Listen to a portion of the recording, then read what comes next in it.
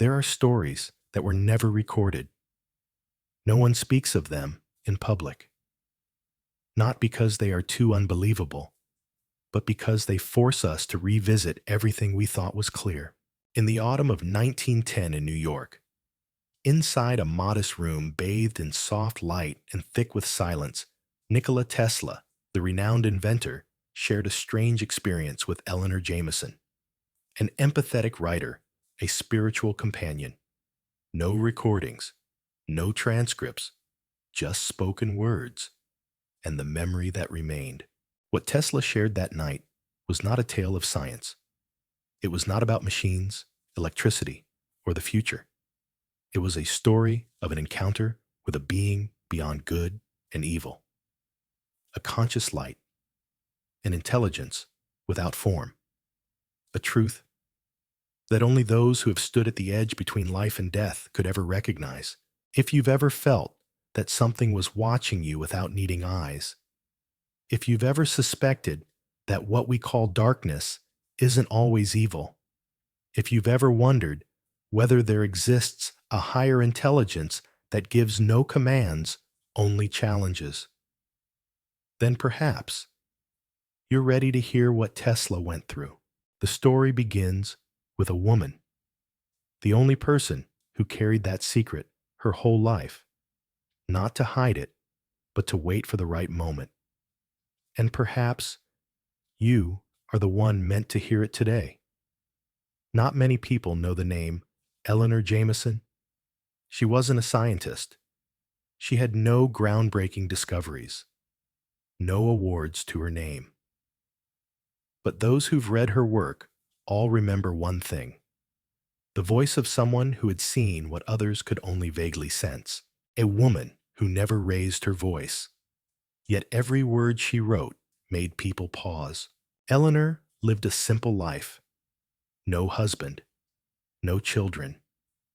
Instead, she wrote about intuition, about beauty, about that light within the soul that reason has no name for, a light that only those who had faced crisis-known loss or stood at the edge of life's abyss could ever understand. In the final days of autumn 1910, she received an invitation from a man the world then called a genius, Nikola Tesla. There was no formal announcement of the meeting, no letter, just a message soft as wind, a quiet appointment between two people. Unbeknownst to anyone, it would be the last. Eleanor arrived at a small room on the upper floor of the hotel where Tesla lived. The New York air had begun to chill. But inside, it wasn't just the cold. It felt like a veil of invisible mist, as if the room no longer entirely belonged to this world. Tesla sat quietly by the window. His gaze was not tired, but distant. He didn't ask about her health. He didn't speak of inventions or unfinished projects. Instead, he looked at Eleanor for a long while, as if measuring whether she held enough stillness within her to hear something no one else ever had. And then he began to speak. There was no exaggeration, no dramatics, just a steady voice, as if he were reciting a memory from a place where time held no meaning. Eleanor didn't write anything down. She didn't need to. Every word etched itself into her mind, as though the voice had bypassed her ears and touched something deep ancient, a place where intuition and truth coexist. She never spoke of it publicly afterward. She scattered fragments of it through journals, essays, and a novel no one ever fully understood.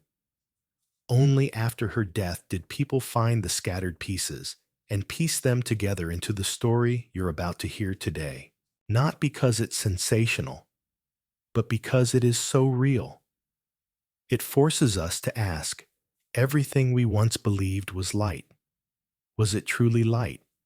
And everything we feared as darkness, was it really darkness at all? Eleanor listened. She carried that secret for a lifetime, not to hide it, but to wait for the right person, the right moment. Perhaps You are that person, and this is the moment. No one truly knew how far Tesla had gone in his experiments. They only saw him enter his lab each night, close the door, and fall silent. Some nights, flashes of light burst behind the curtains like lightning. Other nights, it was only his shadow on the wall, standing motionless among coils and towering transmitters, as if he were listening to something that made no sound. In a little-known interview, Tesla once admitted he had let more than 150,000 volts of electricity pass through his body, not to challenge biological limits, but to reach a different frequency, a realm of vibration where the laws of physics no longer took precedence. He called it an induced deep sleep state, but in truth, it was not sleep, not meditation, not a dream. He couldn't feel his body, couldn't hear the ticking of the clock, couldn't see the light outside, only a vast blur without end, where thoughts were no longer strings of words, but shapes, frequencies, symbols drifting like stars. Once after emerging from one such session, Tesla wrote a single line in his journal.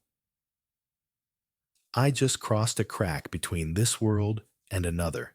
No one asked him to explain. No one dared, because they understood that Tesla was venturing into places no one had ever set foot in before. On nights like that, amid a web of high-frequency devices, the hum of electromagnetic pulses, and the heavy scent of ozone, he began to feel something strange. A presence, no sound, no shape, but unmistakably real. As if a consciousness was watching him from behind an invisible veil. He never saw it, but he knew it was there, not with his eyes, but with a sense he had never named until that moment. At first, he thought it was exhaustion, fatigue, loneliness, sleep deprivation. But the feeling did not fade. It grew sharper, like a wave blending into his stream of awareness. Not invasive, not threatening, just quietly present. Tesla had once believed in the supremacy of reason, but in that room, with his body near stillness and his mind drifting between two worlds, he began to realize reason was only the surface layer. Beneath it was another space, another depth, a doorway that perhaps he had just accidentally opened. And on the other side was a light that could not be described, not blinding, not cold, just alive. Tesla had never imagined he would call it the devil. But what happened next forced him to confront that word in a way no one had ever imagined possible. Tesla was not afraid. Strangely, in a moment when most humans would panic, he was utterly still. So still, in fact, that even he could not explain it. What he faced had no form, no eyes, no flesh, no sound. Just a ribbon of light, moving slowly through space like a living mist. It was not blinding, nor was it dim. It simply was. Tesla didn't name it, not then. He only knew that something was looking at him, but not through vision. It was a kind of awareness, as if he were being read. There was no threat, no intrusion, but neither was there warmth or welcome. Only a presence utterly separate, one that did not belong to the world he knew. Every description of the devil Tesla had ever heard, in churches, in books and religious writings, became meaningless. There were no horns, no burning hell, no serpents, no blood, no temptation. There was only light, a kind of light that could think, that knew when to stay silent, that could pierce through every human construct ever built to protect the mind. In that moment, Tesla did not feel he was standing before evil, but neither could he dare to call it good. That light stood outside the realm of morality. It cared nothing for right or wrong. It did not reward. It did not punish. It only witnessed, and that more than anything was what made him tremble, because the terror did not lie in a cruel creature, but in the realization that an intelligence, a presence, was observing humanity without interfering, without judgment, and with absolute knowledge of all. Later, in a brief line crossed out in his journal, Tesla wrote, "I believe I met a fallen angel, but not because it rebelled, only because it was too neutral to belong to either side." And he understood that light did not speak in words. It transmitted sensation. It poured vast amounts of information into his mind like a flood of knowledge, unstoppable, incomprehensible in the moment. He only knew it was redrawing the map inside his mind from within. The question, "Who am I?" which once seemed so simple, suddenly felt strange, unfamiliar, chilling, because that light seemed to know the answer, even before he had the chance to ask. Tesla once said that the greatest discoveries of his life did not come from reason. They did not arise from laboratories' formulas or calculations. They came like electricity, sudden, unannounced, needing no explanation. And that night, in the dark room, lit only by the flickering of high-voltage coils, what he received was no longer inspiration, but a transmission, a wave of knowledge. No sound, no words, yet it struck him with the force of a storm. Tesla couldn't fully describe what it was. He only remembered that he could no longer control the beating of his heart. He could no longer tell where he ended and it began. His consciousness felt disassembled, not in pain, but with intensity, as if his brain were being reprogrammed one layer at a time. Strings of symbols, images, spatial constructs moved like a network of light inside his mind. It was not a dream, not a hallucination, but a real experience, vivid, so clear it sent chills down his spine.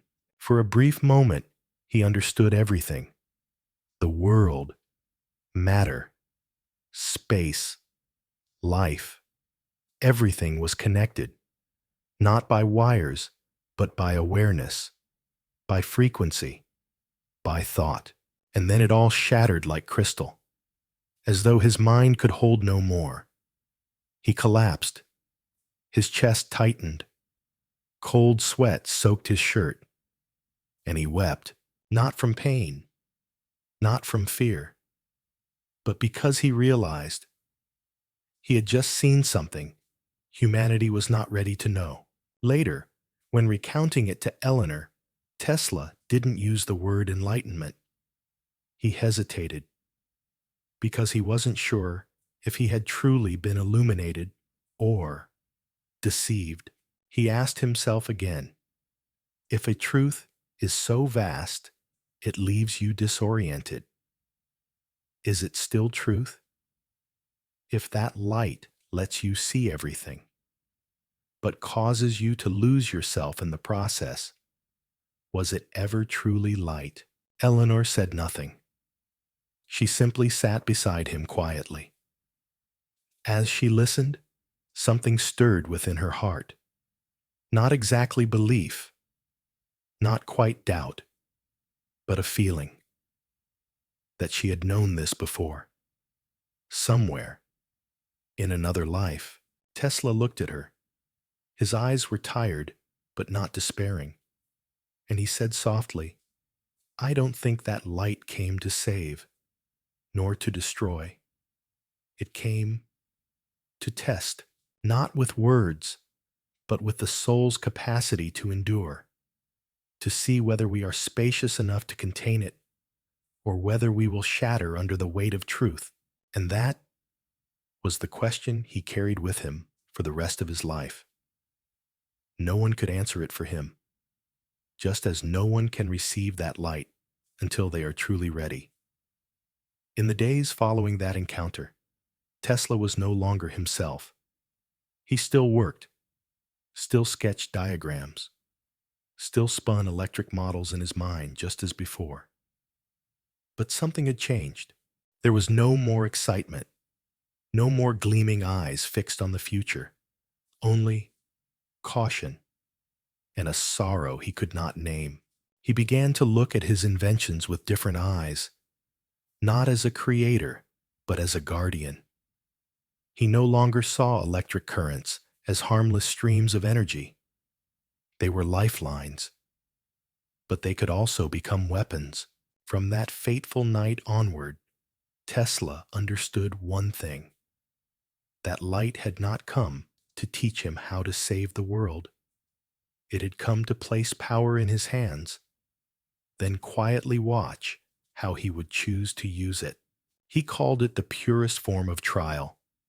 No commands, no prohibitions, only absolute freedom.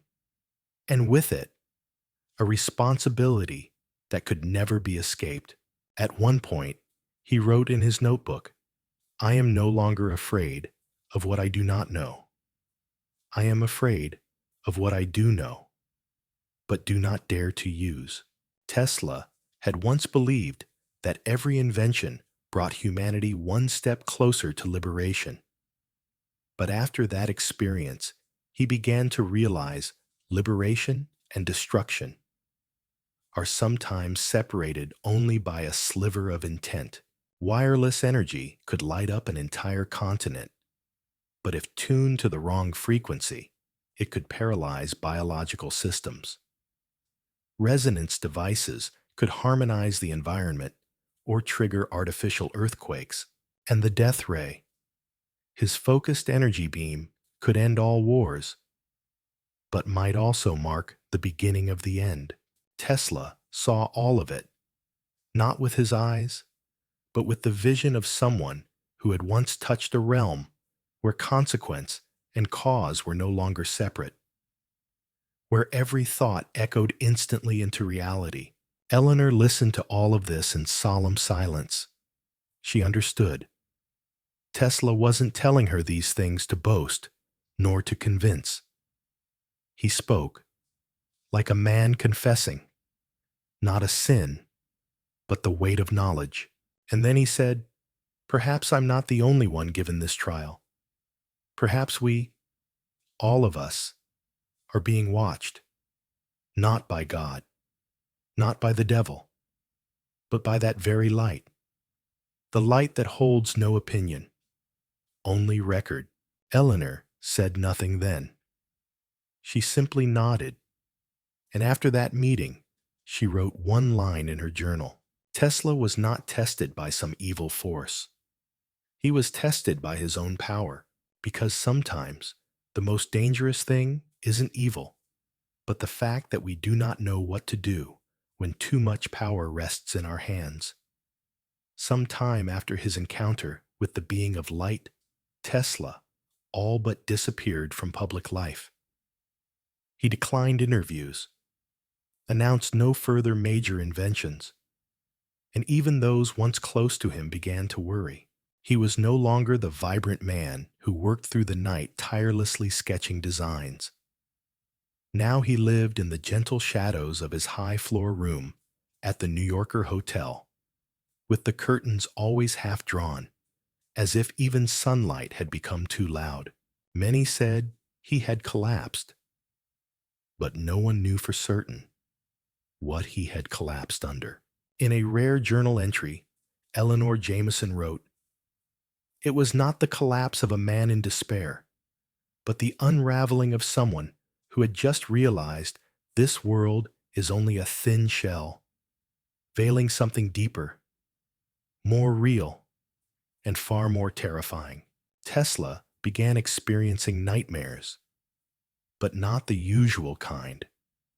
No clear images, only sound, frequencies, and a sensation, as if he were being seen through layer by layer of flesh, not by someone, but by the deepest part of himself.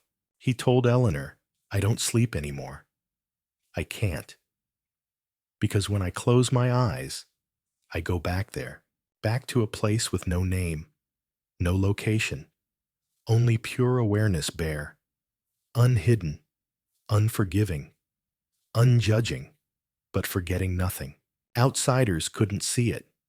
They only saw a weary genius, now stranger than before, a man who lived in solitude with pigeons, spoke to light, wrote into the air, stared into emptiness, and whispered.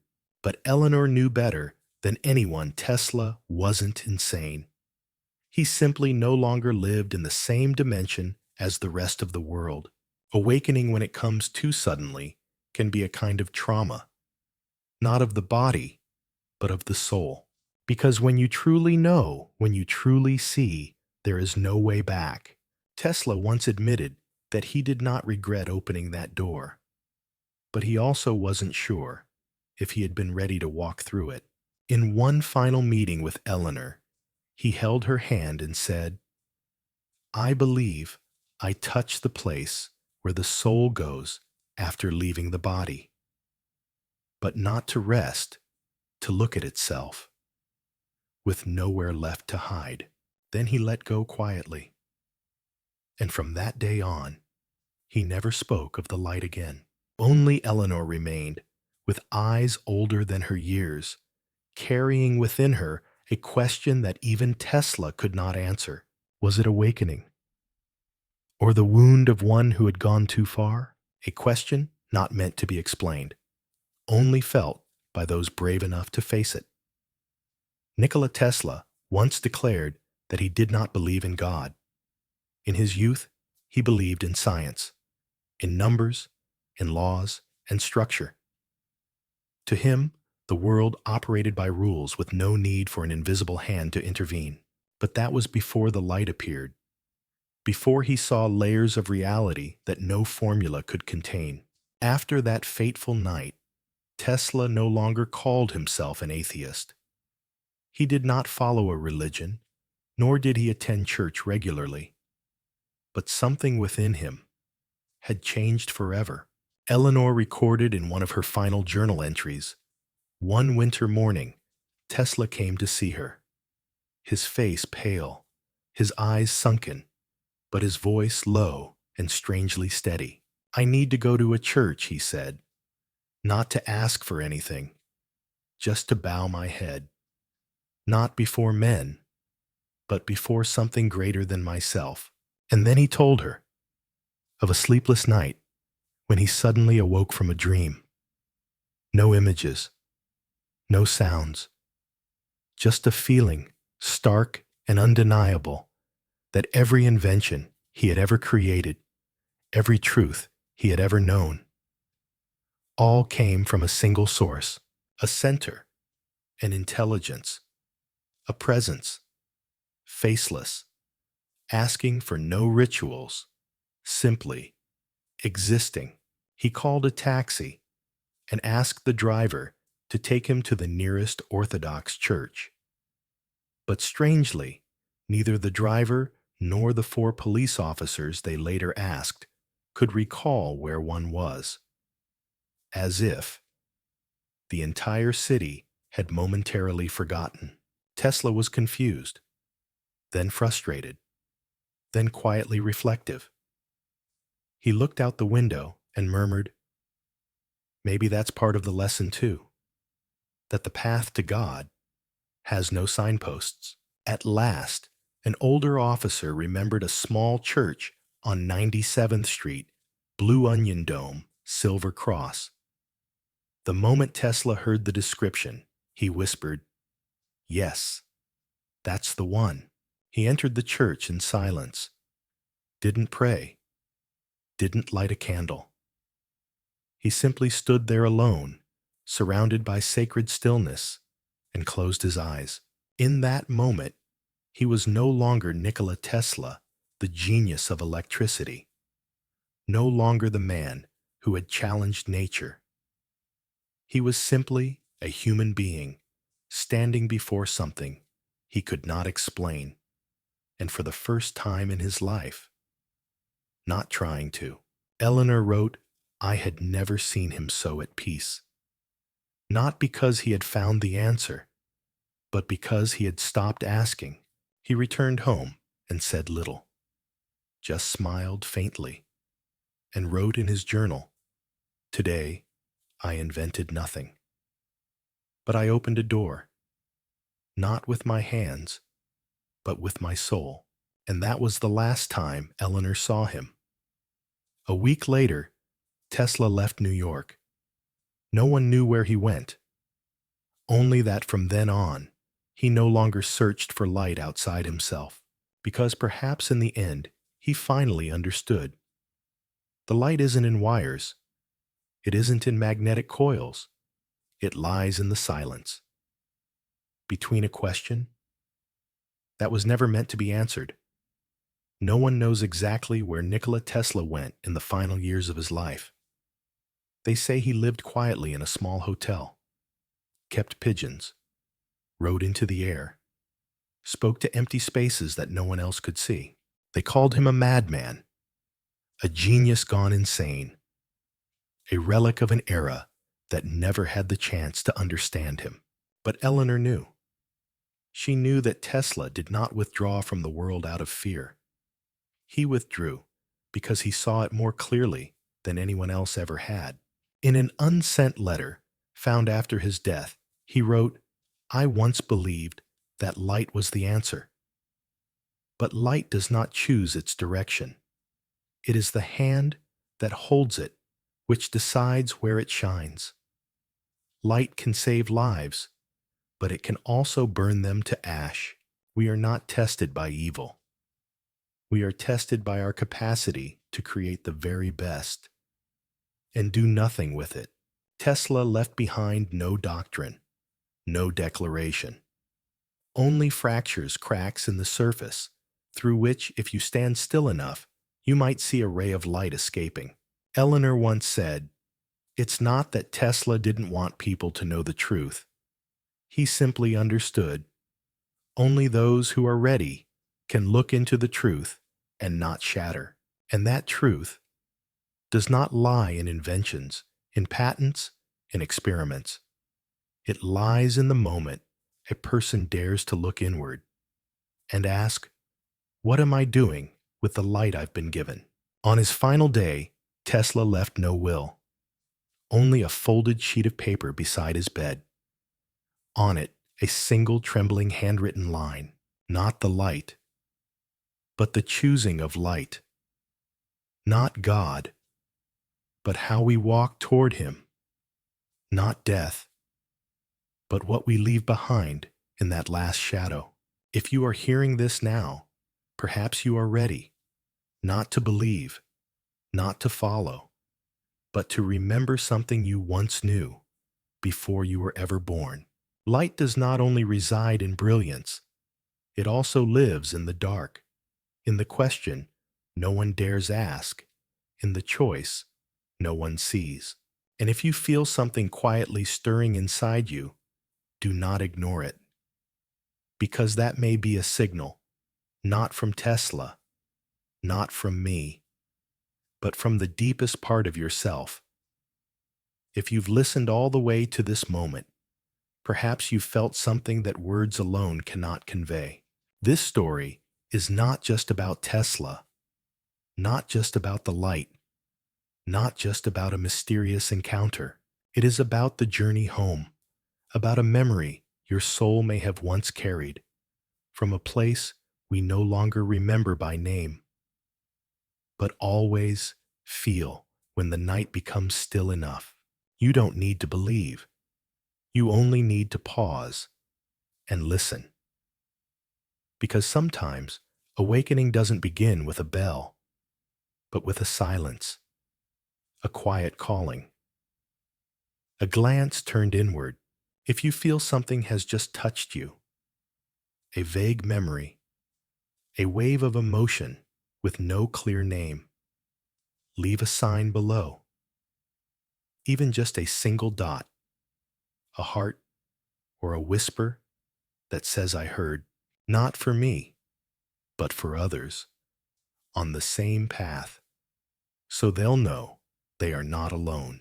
And if you're ready to continue, subscribe to this channel, because this is not the end, only the first door, in a journey that is longer, deeper, and more real, because light doesn't always come from above. Sometimes it comes from the very darkness you dared to walk through.